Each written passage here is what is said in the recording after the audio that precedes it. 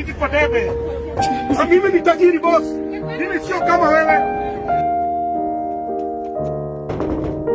Wanahabari. Habari yenu.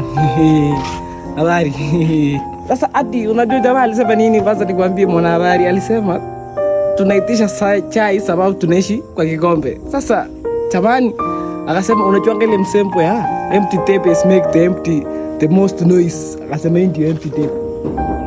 Hata akaniita Iron Man, akaita crew nyingine hapo Masilva. Jamaa ati akasema ati naishi kwa aluminium foil, vitu mingi. Akasema spenti nyama inanipea trauma. Alisema vitu mingi. Akasema naishi kwa kan kama baked beans. Alisema vitu mingi mpaka nikapoeka. Ati alisema eti nikipoeka naweza produce ngoma, lakini tu wangu sikia.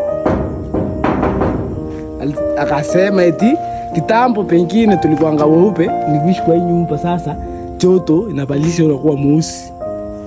Alisema vitu mingi, vitu mbaya. Akasema tunaranda huku nje sababu nyumba ni joto, huwezi kaa ndani. Unaona hata wewe nimesweat. Nyumba ni joto huko ndani. Hata aliambia kuru nyingine eti wewe ni sura mbaya, lakini ukikaa kwa hizo nyumba utaiva. Vitu mingi, vitu mingi. Na mimi nauliza makosa yangu ni gani? Makosa yangu ni gani na uchaba?